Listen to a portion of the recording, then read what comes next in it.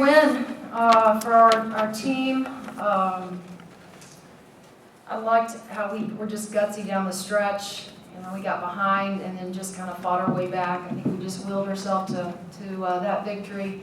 Obviously, Lex hit a big three to get us some momentum. I thought Tyra Bust was fantastic. She just she went to a whole nother level, I think, for us offensively. On a night where Amanda Cahill was in foul trouble, and obviously she's a kid that we rely on to score and do some things for us. So I thought defensively we looked really good at times. There were moments though, giving up 17 offensive rebounds. That's what they're averaging. Their goal is to average 20.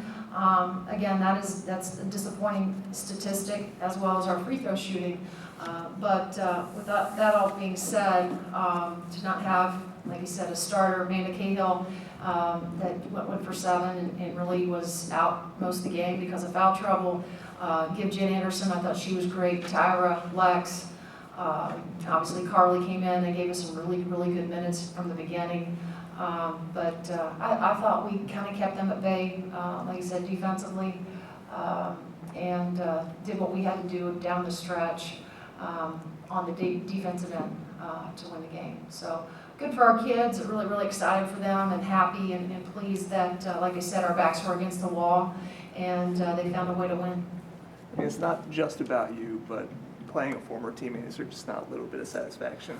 Well, no, there's not. I mean, it still is painful, to have to compete against one of your dear friends. And like I said to you guys yesterday, it was never about Michelle and I competing against each other. It was always about our players.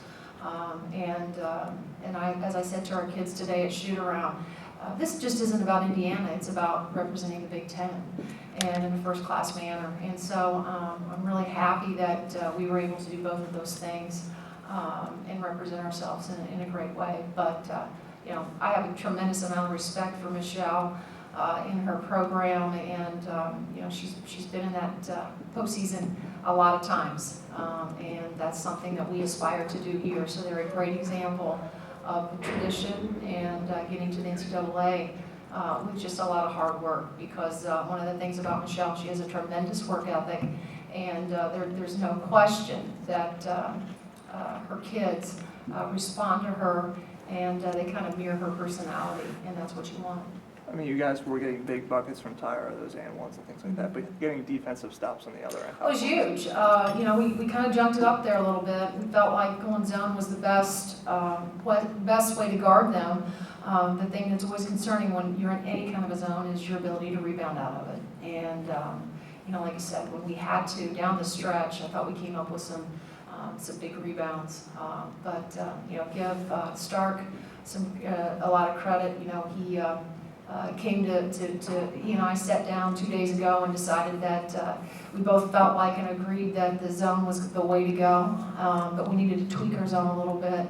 And we tweaked it just enough that I think it gave him some difficulties tonight. So give Todd a lot of credit for how we prepared defensively and for some of those stops. Coach, how important is it to have a kid like Carly to come off the bench and provide that spark, and how important will it be down the road? It's important that they all do. One of the things that you want and you hope for is that when you go to your bench, there's not a drop-off. There's not a drop-off in play, intensity on both ends of the floor.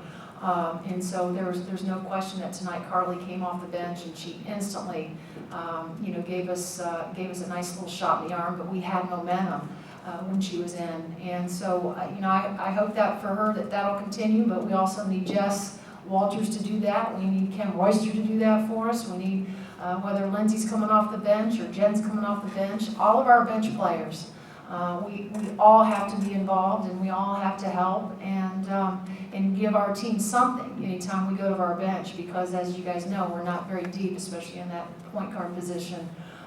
And so that's really important. And yeah, give Carly credit, because she came in ready to go from the beginning. The only thing that she didn't do down the stretch for me was hit those free throws.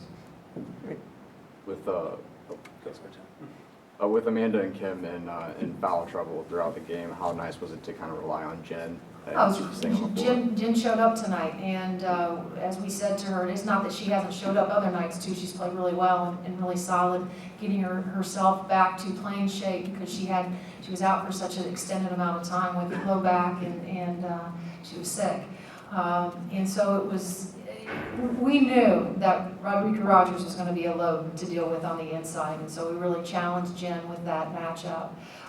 But there's something about the experience factor too, that down the stretch, Jen just gives us that experience, but also came up with some big rebounds for us as well. Yeah, I was going to ask about Jen too. It seemed like in those last 4 or 5 minutes she was Got her hands doing on a lot everything. of things. Yeah. I think it was just that, again, one of the things that I love about this group so much is that they really pull together, and when we get some momentum, there's some excitement, and that all builds in the huddles too. They are coaching each other up, and they are really relying on each other, depending on each other, that's such an important intangible to have with your team. This is a team that has, again, tremendous chemistry, and that's really important because that, like I said, that was something that we have been working on and growing with our basketball team. And so it was nice to see that, and I think back to the chat game when Kim Oyster, had those minutes and how excited her teammates were for her. There's no question that in that locker room right now, there's a lot of back pats to Jen, for the job she did tonight. When you enter that huddle kind of at the end of after the game's over and you talk to your team, Right. what's kind of the message there? Well, I thought it was gutsy, John. I just thought it was just a gutsy performance down the stretch. Like I said, we've gotten down before, and we've gone one of two ways. We've either found a way to lose or we found a way to win. I think it was the chat. We got down the chat game. I think the same thing, and just got the momentum back. And so that was it. I was just really, really proud. I was happy for our kids and just the way that they battled. They never quit. They really relied on each other. They were excited for each other.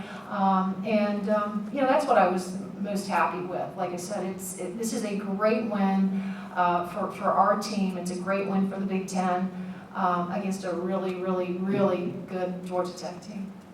You have a win in the ACC now, and you have a couple wins against teams that played in postseason play last year. How satisfied are you with the more difficult non-conference schedule so far this season? I'm happy that we made a commitment to doing this because there's no question that we're going to be in this situation come Big Ten play. And we're going to be down 5 with 8 to go. And how do we respond? Well, my hope is that we're learning, we're growing still. We're going to have moments, where we get down and we can't figure it out, or we fight and we still come up short. But we have moments like this tonight where we see that what we're capable of, and we kind of see also what we're made of.